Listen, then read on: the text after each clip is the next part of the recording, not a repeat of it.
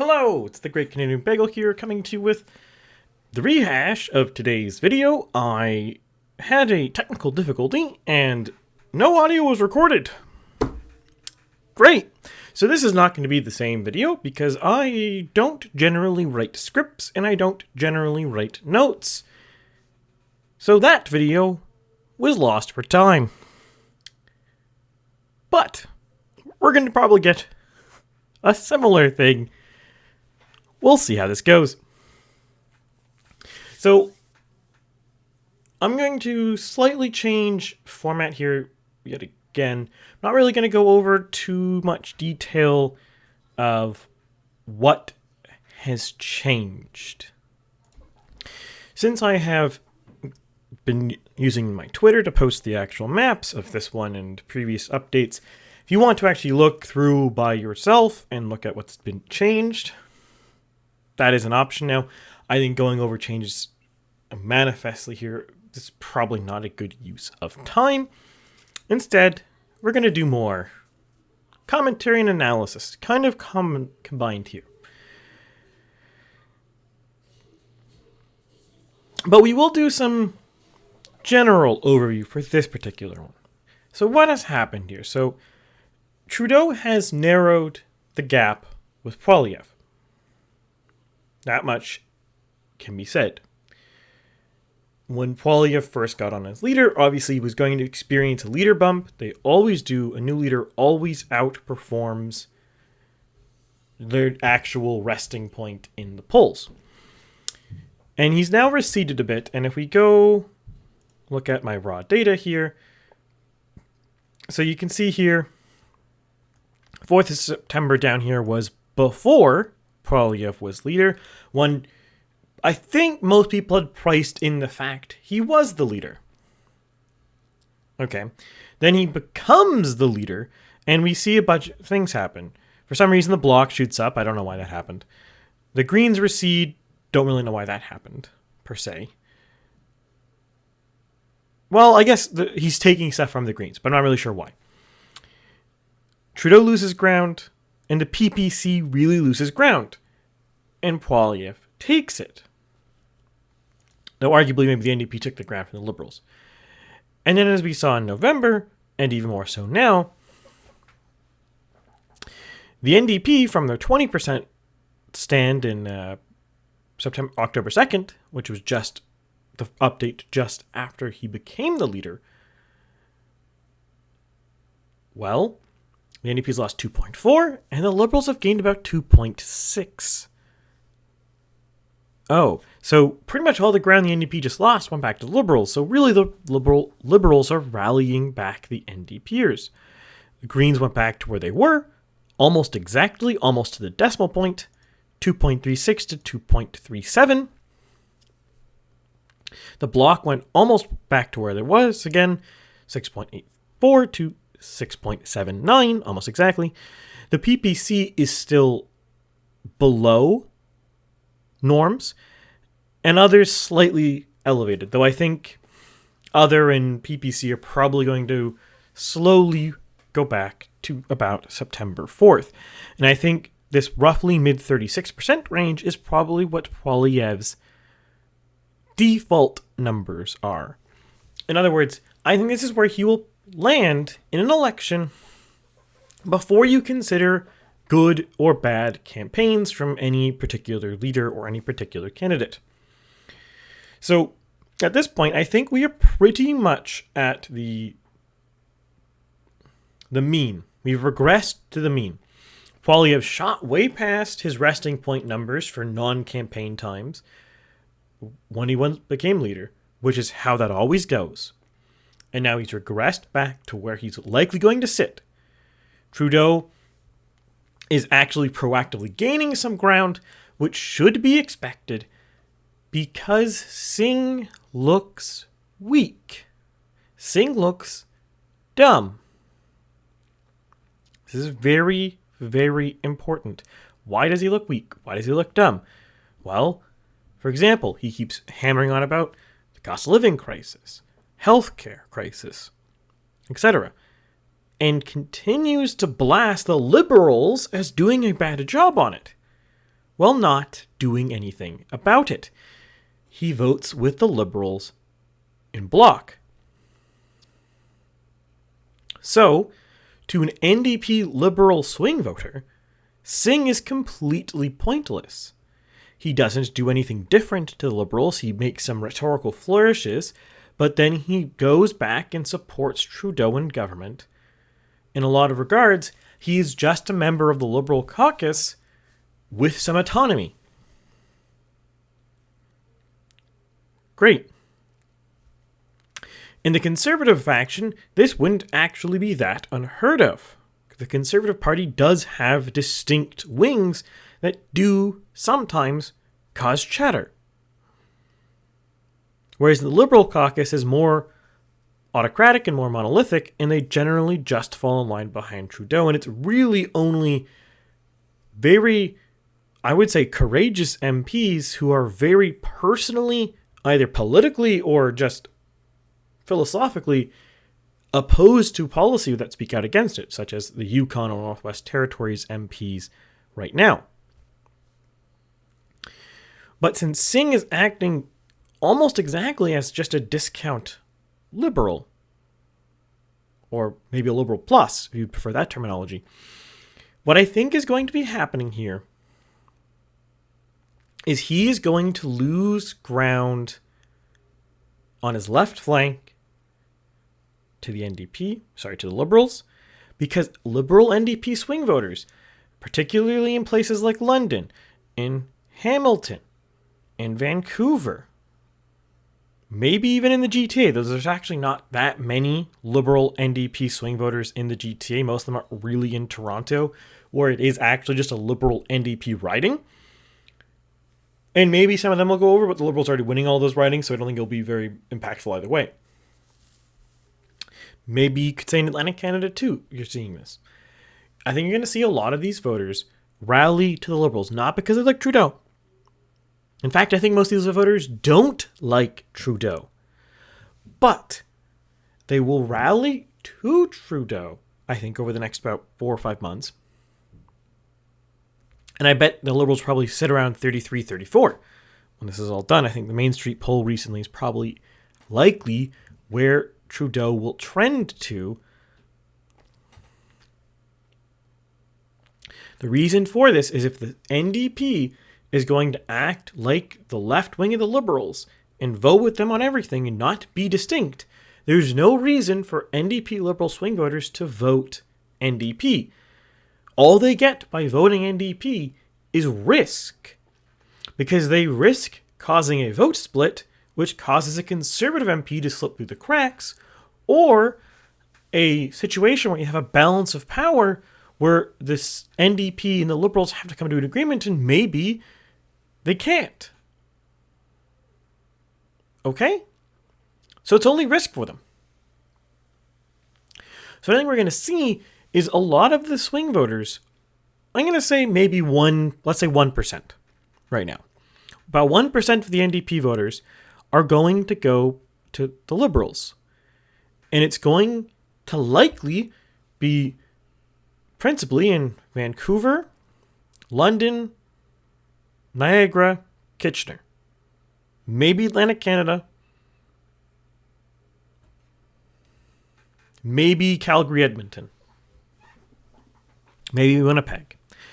Places like these. Ridings where the average voter is fully prescient that this is a riding that could swing, where vote splitting could matter. We look at London West here. NDP voters in London West right now could deliver this to the Conservatives. So I think a lot of the Liberal NDP swing voters will likely end up going to the Liberals because they don't like Poilievre. Poilievre is a very divisive candidate, just like Trudeau is. And I think you're going to see a lot of voters rallied to either Trudeau or Poilievre based off of not liking the other one. The question then stands, how do you mobilize those voters to actually vote? Fair. But in response to this kind of trend going on, and the fact that the NDP still acts like the Liberals plus and is completely indistinguishable from the Liberals in practice, in Parliament, what I think we're going to end up seeing is the right flank of the NDP is going to cede. And when I say this, I mean left as in left wing and right as in right wing. Now you might argue to me, the NDP don't have any right flanks. They're a socialist party. Blah, blah, blah, blah, blah, blah, blah, blah. Yeah, stop.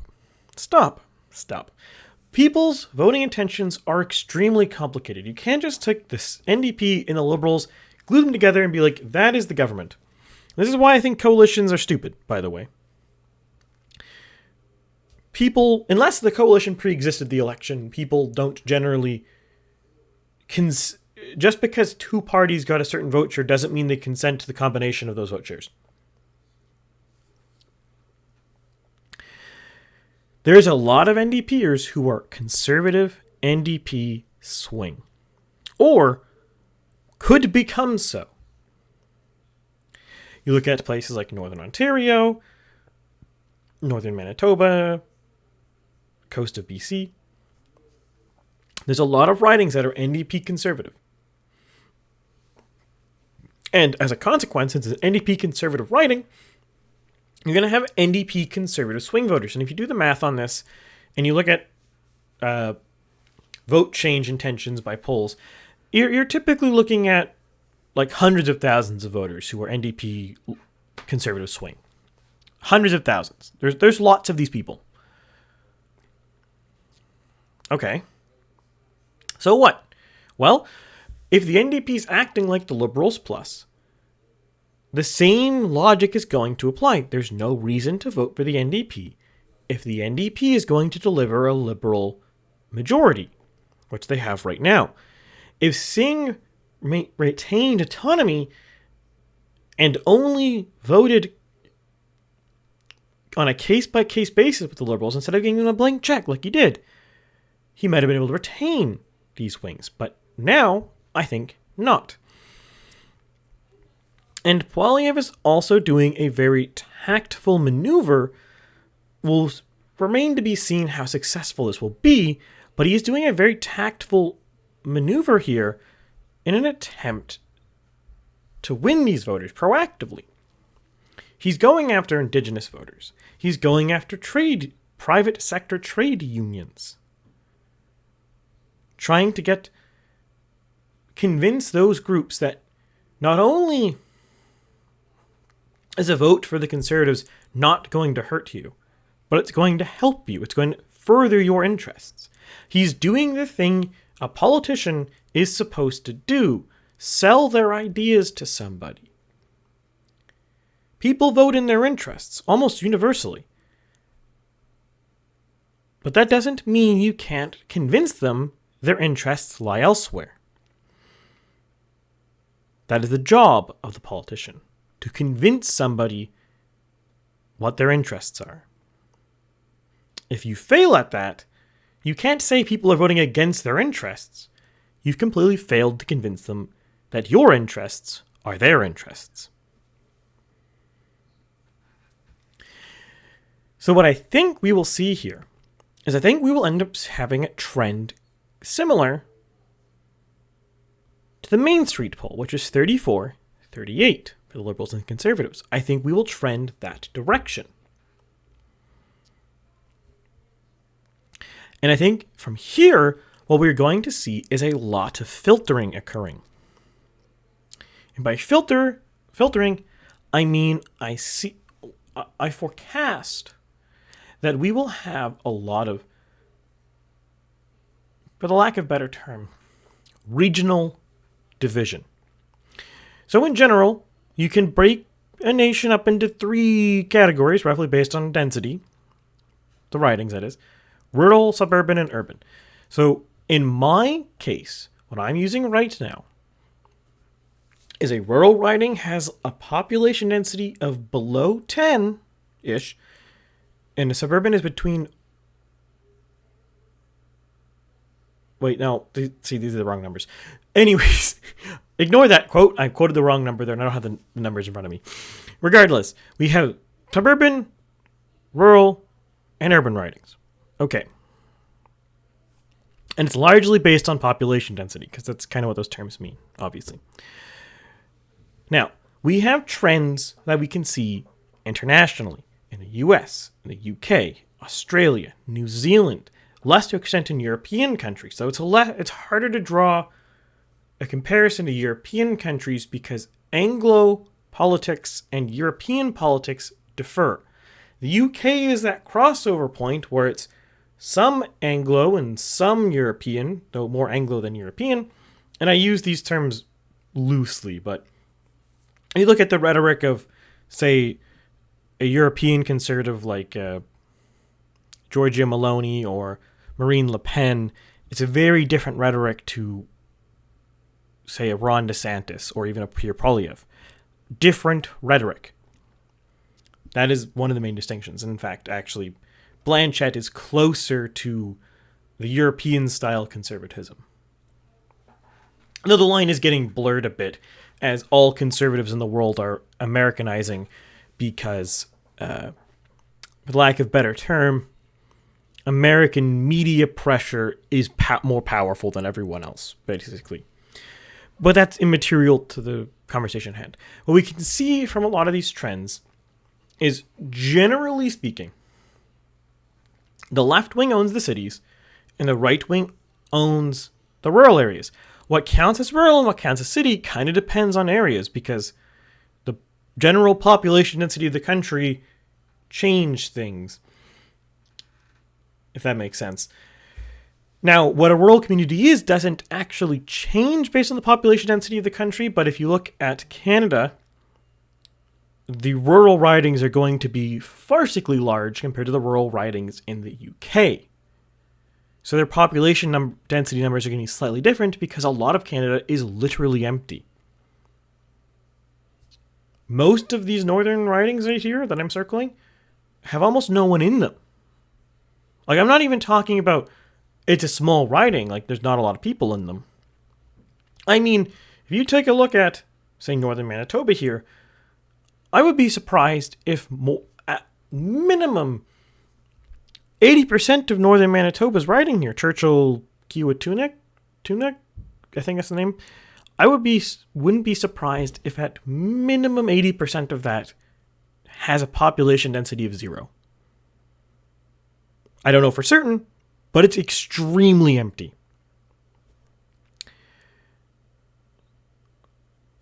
So that's going to change the actual numbers you use, but the overall trend stays the same. Conservatives own the rural, liberals own the urban. The suburbs are where the election is decided. Why does this matter? What's the point here? Well, what has happened, I would say the last 30 years in Canada, is the Conservative Party has been led by idiots who don't understand how they're supposed to win. I think a lot of this is a result of conservative pundits or even just media pundits, and a lot of the media pundits are not conservatives in the slightest. Always hammer on about the GTA, Montreal, Vancouver, GTA. Great. You know what the problem with that is? The problem we're having with that? The GTA is an urban area. Yes, I will not sit here and tell you that if conservatives can win urban areas, that's a good thing. I mean, in Canada, we have Calgary, Edmonton, even Quebec City, where conservative parties, and considering the Bloc a conservative party, do really well. But you can't base your election strategy off winning areas your ideology doesn't win anywhere, on average. To be specific here, in Canada, right now, between the Bloc, People's Party, Other, and the Conservatives, all generally conservative factions, if you look at polling, you look at actual electoral results, we're looking at 40% of the urban vote is going to some flavor of Conservative Party. Great. About 60% goes Liberal. This is actually a very high vote share for Conservative factions in Canada. Now, I think that is skewed high because the Bloc disproportionately does well in urban areas because a lot of people vote for the Bloc based on sovereignty and not anything else. So they will do better in urban areas than on paper they should because urban areas, or there are voters who are not voting on traditional politics. And there's a very good reason why this is the case. Where you live, where you grew up, has a huge impact on your politics and your world philosophy. That's one of the reasons why, even though Calgary's a city, it's conservative. Because it's a more conservative area. There's more history federally of the left-wing parties screwing over Alberta. So there's more anti-left-wing party energy here. There's a history of this. Okay, that's one of the reasons why Calgary stays conservative. But overall, urban areas tend to be liberal because urban areas make you liberal in the broad sense. I can't tell you specifically why. All I can tell you is that this is a trend found everywhere. Now, I have a hypothesis for this, which is that it has to do with something about being surrounded by total strangers.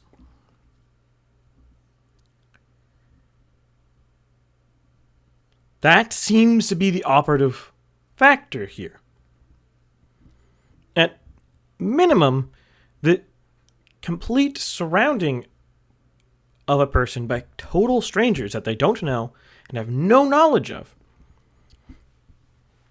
tends to make people more favorable for government intervention to solve problems, which, as I've said earlier, and I'll say again, isn't entirely wrong. I'm not here in this moment particularly to tell people that they are voting against their interests. They probably are voting with their interests. I, or other people who might have different opinions, have just failed to convince them. But that doesn't mean they're wrong. That's really important. A lot of people see someone, disagree with them, and assume their opinions are wrong.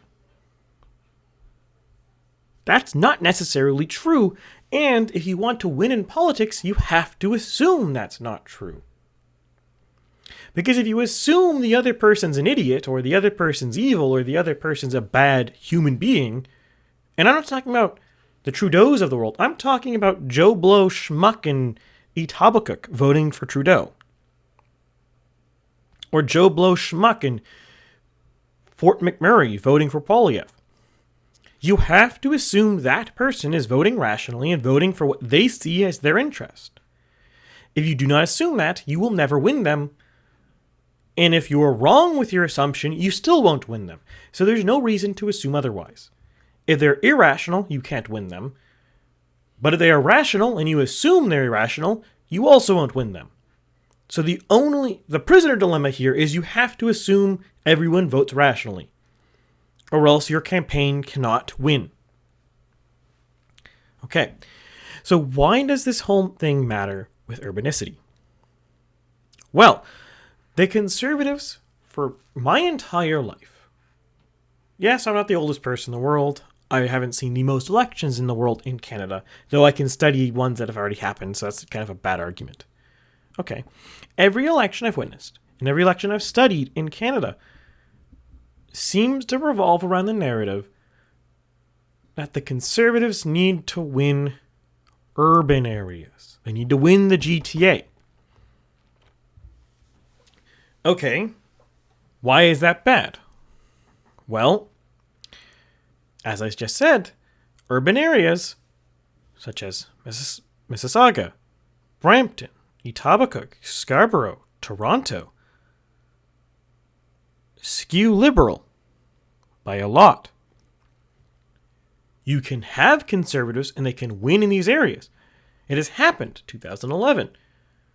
Arguably, some people in Doug Ford's government are conservatives. Though he himself, I would barely say qualifies. More of a centrist.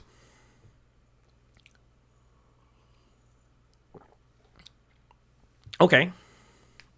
So, you might ask yourself, great, so fighting for the cities is bad because we are playing against someone on their home turf?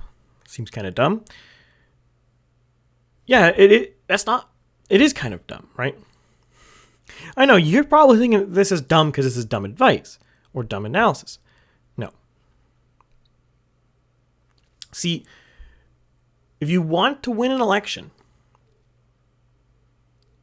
what you have to do is you have to recognize who will vote for you and who will not vote for you. And you have to chase the people who can be swayed.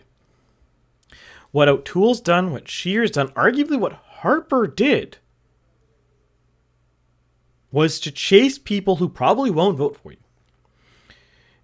If it wasn't for the fact of Michael Ignatieff being woefully incompetent as a leader, not necessarily because he's incompetent as a person, but I would say largely because he could not run the campaign. He didn't know how to win. If it was not for that, Harper never would have won a majority. If Stéphane Dion 2.0 occurred, it would not have been a conservative majority. The Conservatives won their only majority in the last 30 years because Jack Layton was a very charismatic, very effective NDP politician, and the NDP has an extraordinarily inefficient vote distribution.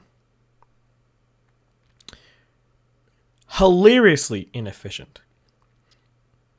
This is one of the reasons why I think the NDP, at this point federally, unless the Liberals collapse following Trudeau's eventual resignation, is doomed. Because the party federally is a coalition of rural tradespeople, effectively, and urban woke people. Those two groups don't actually like each other. But that's a topic for another time. So the problem here is all of these campaigns in the last 30 years have all been trying to win this prize.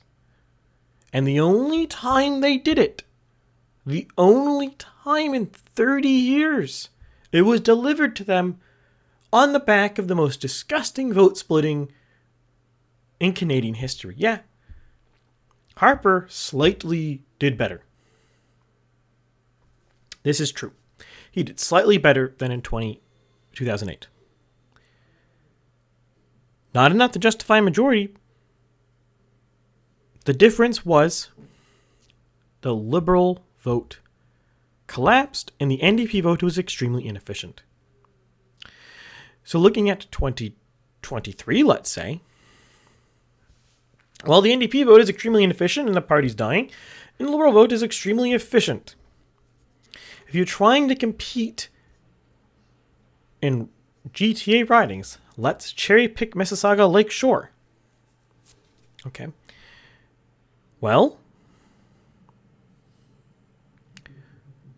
what happened to the by-election there?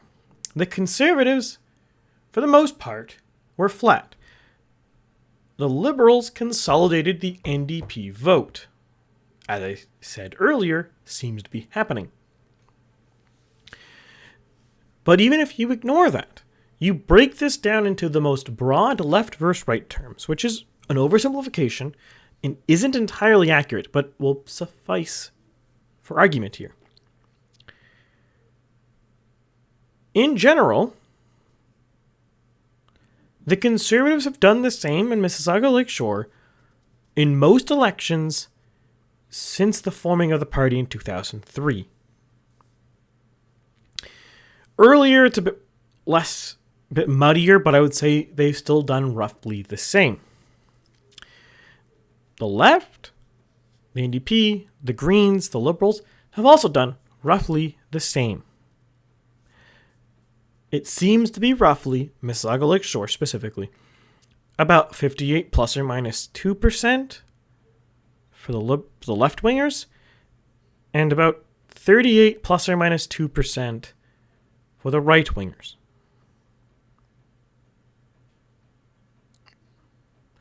That seems to be where they average. And then you have others gobble up any overhang or underhang. Well, in that regard, the election went exactly as expected then.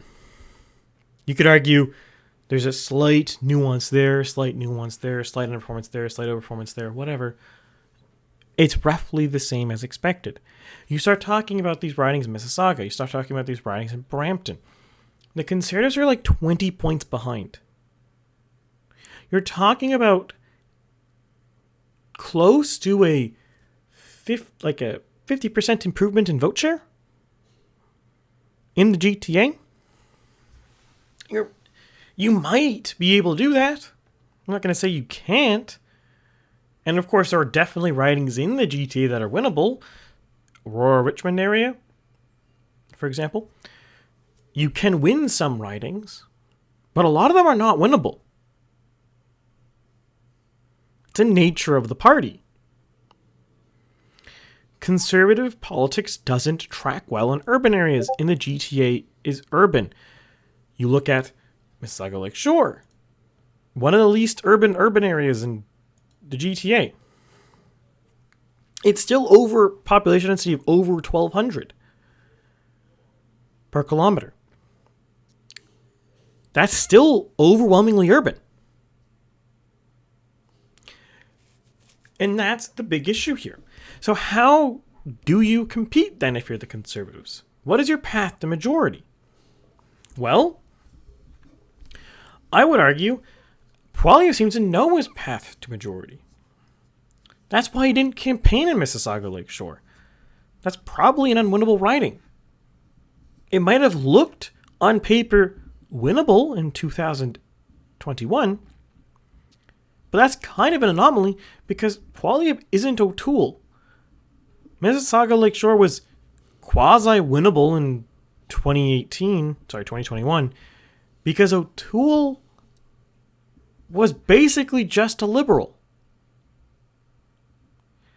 And you'll note, even then, the Conservative vote share wasn't very high. It's just NDPers, Greens, whatevers, were more willing to split the vote because they didn't fear O'Toole winning. But if you genuinely want a Conservative in power, which O'Toole wasn't, at least he did not lead the party as one, that won't be the case. The Conservatives cannot rely on that. So in order for the Conservatives to have any chance of victory, they need to take a lesson from Trudeau. Trudeau understands where he can win and where he can't win. His entire campaign in 2019 and 2021 was about finding the areas he can win and fighting for them. He can win in Vancouver, he can win in Winnipeg, he can win Hamilton, GTA, Montreal, Atlantic Canada as a whole, Ottawa. He can win these areas. Campaigned hard in those areas. Less extent at the time, Northern Ontario, though I think he won't campaign very hard there now. Or maybe he'll campaign very hard there now, actually. Anyways, he's identified very clearly which ridings he can win. Some pundits, some people have argued he was lucky in 2021. He got all the coin flip ridings and won the coin flips. That's dumb. You're dumb if you think that. That's not luck. At least we can't say that's luck. This is not a case of a model where you can say there's a 50% chance this riding goes one way or the other. Those models are stupid. That's not how that works. Sorry, 338 Canada. I have much respect for you, Fournier, but I think riding percent chances are pseudoscience. You don't know. So the only thing we can assume, based on the data we actually have and the math we actually have, is he was going to win those. He might have won them by the thinnest of margins, but in first past the post, that doesn't matter. If you're losing then in first past the post, and you're blaming it that they're winning it narrowly, you're a sore loser and you're an idiot. Sorry, that's what it is. That's the system. You play to the system. If you don't campaign an election to the system and you lose, sucks to suck.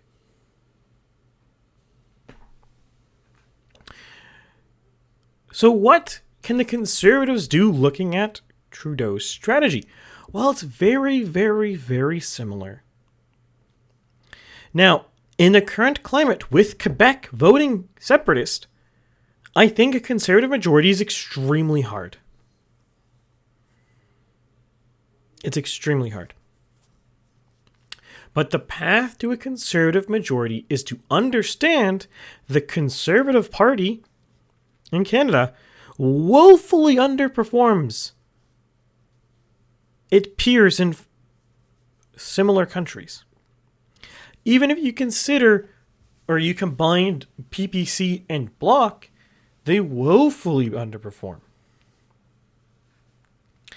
In the suburbs in Canada, we're talking about 46% of the vote share going to right-wing parties, and only 38.5% of that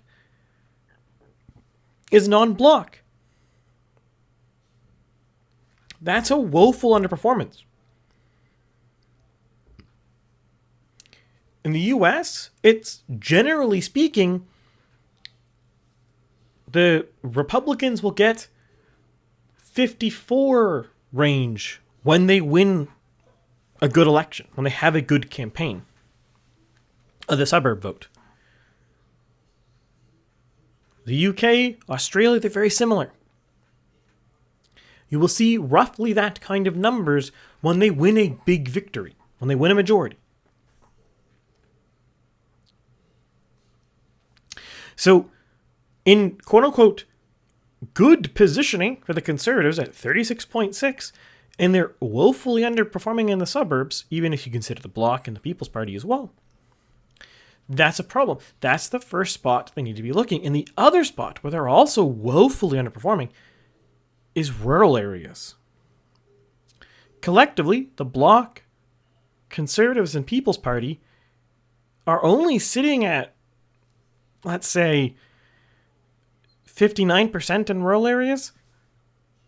Most other peer conservative movements in other peer countries are getting 65 range. They're underperforming in rural areas. So, what we should be seeing here is a Conservative campaign looking to win Churchill, Quinituna, Thunder Bay, Superior North, Agloma Mantolin, Central Nova, Kings Hants, Cape Breton Canso, Sydney Victoria, Labrador, maybe even Avalon, if you want to stretch it. You're looking at winning these ridings. This guy right here, I can't think of the name of it, in Ontario. Some of these Acadian ridings even. Prince Edward Island has an entire island. These are the ridings Conservatives should be winning by default right now. The fact that Prince Edward Island isn't a Conservative voting area should be a red flag to the Conservative Party. They have failed utterly in sending their message to Atlantic Canada as a whole. Atlantic Canada should be a region they're very competitive with. It shouldn't be a place their Liberals are dominating. Low population density, very rural, generally speaking, lots of lower university educated population, which is not a great correlating factor, but it is, etc. These should be things that they should be competitive in, especially in rural areas. Maybe St. John's, maybe Halifax, maybe Moncton aren't great places, but that's 7 ridings of 32.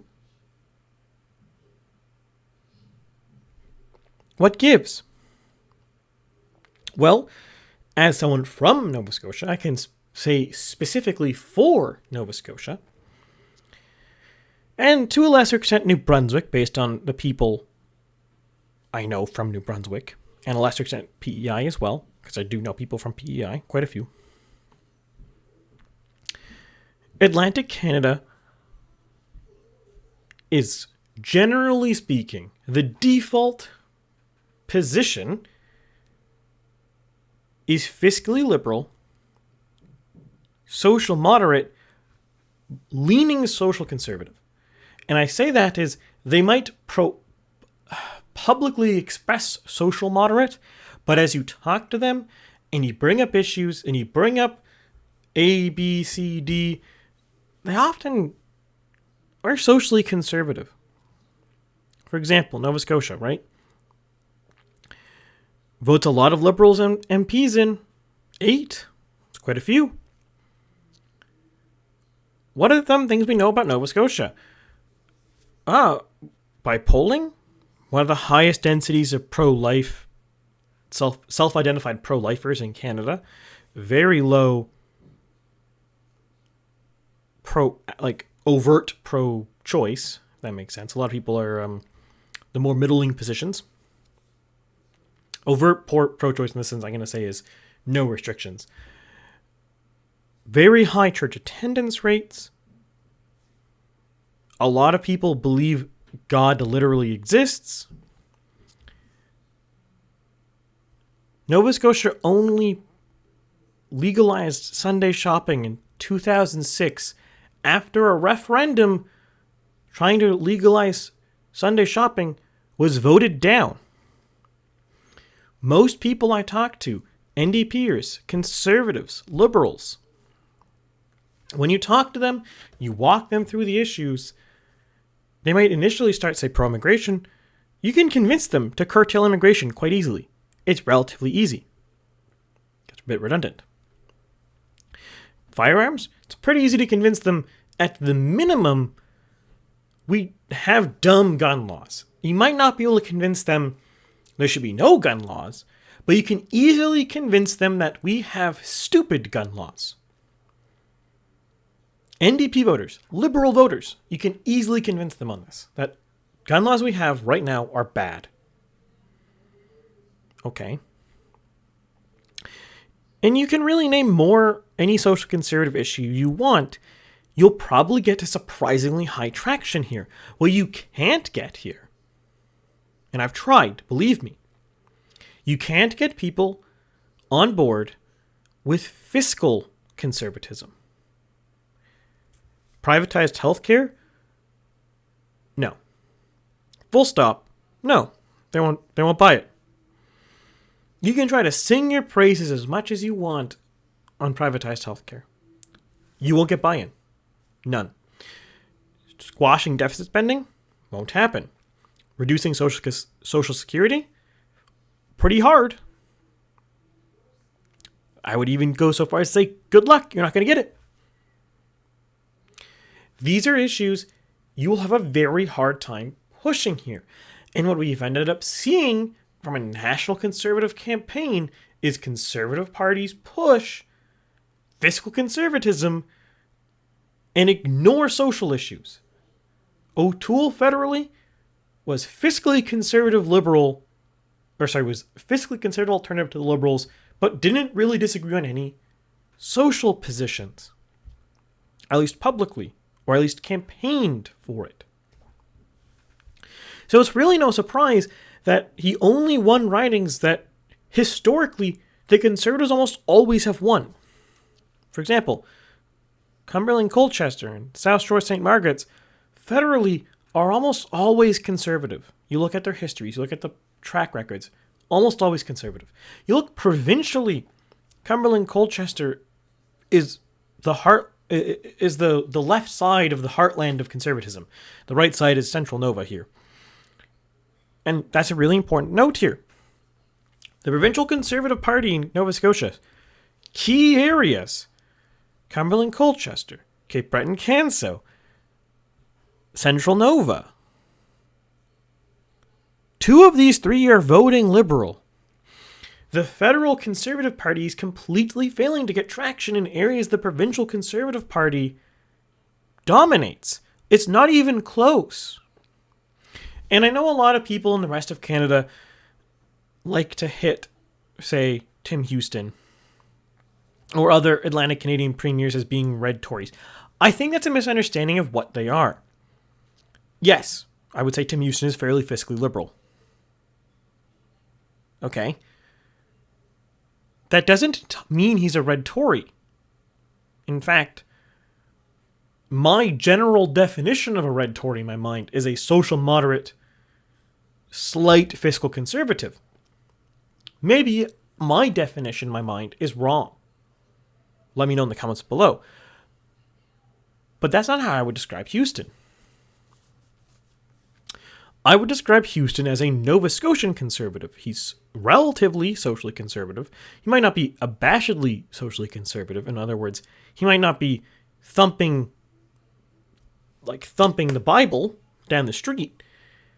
But I bet if you talk to him, he's probably socially conservative on almost every single issue.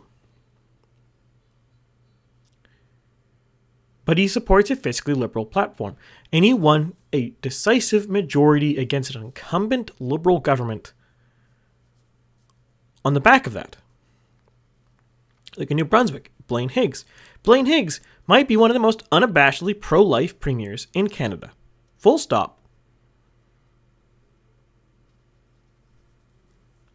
You can't say that man isn't a conservative. You can't say he's a red Tory. He's unabashedly pro-life. I think he's openly pro-life publicly, and he's basically done everything in his power in his premiership to restrict abortion access as much as he legally could. And I will also note just another thing about Atlantic Canada. All 4 provinces of Atlantic Canada, I believe the latest date you can get an abortion here is 15 weeks. No province west of Atlantic Canada has that aggressive of a cutoff. And I think Nova Scotia and New Brunswick is 12. The problem federal conservative parties have had in Atlantic Canada is for some reason they're trying to win GTA and think that's going to sell in Atlantic Canada. These are different areas. Social moderation might help you in the GTA. It's going to not help you in Atlantic Canada, because what's going to end up happening is you will run a socially moderate position, or maybe even a socially liberal position. And Atlantic Canadians in rural areas, or voters who might otherwise be considered or consider voting conservative, won't vote for you because you're not selling them anything. You're not selling them on social issues, and you're against them on economic issues. Atlantic Canada will always be a competitive region because of this dichotomy. We don't fit nicely into any federal party. The reason why the Conservatives have been doing really bad in here is for some reason our federal Conservatives care only about fiscal problems and have very rarely cared about social conservatism. Another really clear example. This is maybe an edge case level of social conservatism. But you talk to anybody here, every single person I've talked to says the ideal family setup, mother, father, kids. That's not true everywhere. You'll talk to people in other cities, other places, who will happily say, I'm happy being single without kids. It is hard to find someone in Nova Scotia outside of downtown Halifax who will tell you to their face, I'm fine not having kids. Most people say they want to have kids and they want to be married. Sure, it might be low-hanging fruit social conservatism, but that's not true everywhere anymore. Like, the culture here has been completely misunderstood federally. And this is one of the reasons the Conservatives keep failing to win. There's a lot of seats in Atlantic Canada they should be able to win. Full stop. Even if we ignore Acadian parts of New Brunswick because of language things, Fredericton, King's Hants,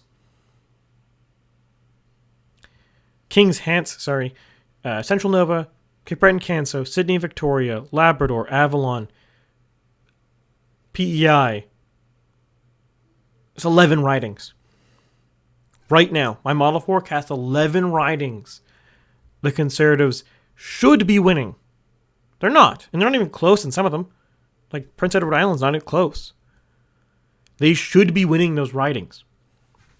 The problem is years and years and years of trying to campaign in Atlantic Canada like it's the GTA. Or in the case of, I would say Sheer. Oh, I won't say Sheer because I wasn't living in Nova Scotia at the time. I was away during that campaign, that is. But O'Toole didn't campaign here, really. I think he might have had one stop in Nova Scotia during the entire campaign. A place that has 11 ridings, and on paper, 6 of them should be ones you should be winning? 7 even? You made like one stop? You made a campaign platform almost entirely designed to alienate Atlantic Canada by not supporting any issues they care about? Like, get out of here.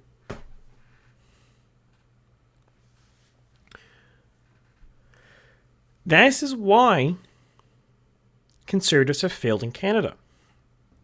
I think Poilievre might be trying to capture this. It's difficult. Don't get me wrong. But if it wasn't difficult, if it wasn't a struggle, it wouldn't be worth doing. The value in life is to face struggle and overcome it. The Conservative Party has no value if it can't win some difficult ridings. What this really should be is, if the Conservatives are running a good campaign, pretty much from the coast of the Pacific all the way to the Quebec border, this high-level map here, it should be blue. You shouldn't really be able to see the cities. The cities should be being dotted with red and yellow or whatever. But the overall map should be blue. There shouldn't be colors. You shouldn't be able to see the red here, the yellow, or the orange. You shouldn't be able to see that orange.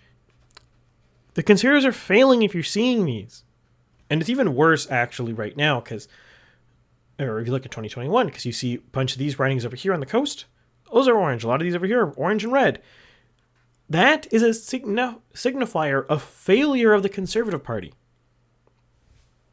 The Conservative Party should basically sweep all of the rural areas west of Quebec, be sweeping the rural areas of Atlantic Canada, have places like Fredericton, St. John's, maybe PEI, just because PEI is weird, Avalon, King's Hants be competitive ridings, maybe even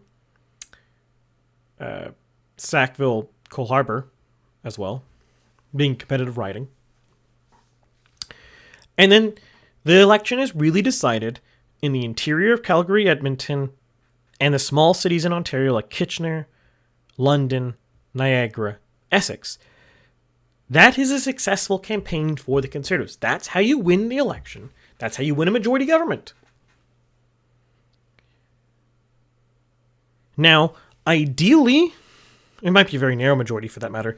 Ideally, in the long term, either we just accept that Quebec is going to leave, or we finally crush Quebec separatism, one of those two. If Quebec leaves, that changes the whole calculus, and actually the Conservatives should be doing quite well. But only because you've removed the weird Quebec Conservatives, that is the Bloc. But if the Quebec is staying in Canada, there does has to be a breakthrough in Quebec. That actually has to be a very high priority thing. This is, again, one of the big issues the Conservatives have had. I won't go too much into detail here because I can't speak as much for Quebec as I can for Atlantic Canada. I'm not a Quebecer. But Quebec and Atlantic Canada is why the Conservative Party fails every time. They don't want to campaign here. They don't want to target messages for here. They don't want to make campaign platforms that work here. They'd rather try to win the GTA, which they will never win. Good job. Just give a comparison here. Imagine in the US, the Republican Party ran a campaign for president trying to win California and New York. I'm not saying it's impossible, but good luck. You're probably not going to win. In Canada, the Conservatives trying to win by sweeping Vancouver and sweeping Toronto is setting yourself up to lose. Maybe you will pull out the miracle election, the NDP Liberal vote split will be perfect, you'll get all the Conservatives to vote. Maybe. But if you want to bet on perfection, instead of doing due diligence and winning areas that you should win by just targeting your messaging properly, well, you're never going to win the election. You're hopeless. In fact, I will even go so far as to say that if we actually had a genuine national conservative leading the Conservative Party, Atlantic Canada would probably go deep blue for that. Because the thing that defines national conservatism, at least in the way I use the term national conservatism, is it's social first conservatism. They care about protecting and investing in and strengthening the nation, nuclear family, that kind of stuff. And they're more fiscally moderate. I think that would win Atlantic Canada easily. Maybe you might do poorly in the prairies. I don't know.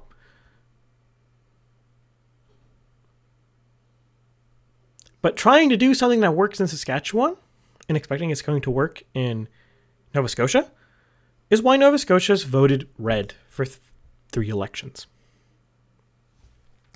But what do I know? I'm just a Nova Scotian conservative. With that, I will wrap this up here. If you liked the video, by all means, like, share, subscribe. Comment below what you think. Let me know if you think I'm off base, if I'm using terms wrong, if you see any errors in the map. There's a whole thing on Twitter. People made me realize I messed up and I forgot to have May. She was on my map, but she wasn't on my data model listed as the party leader, and now she should be winning her riding. I suppose not. I do make mistakes like that. Always love the people putting pushback or trying to point them out.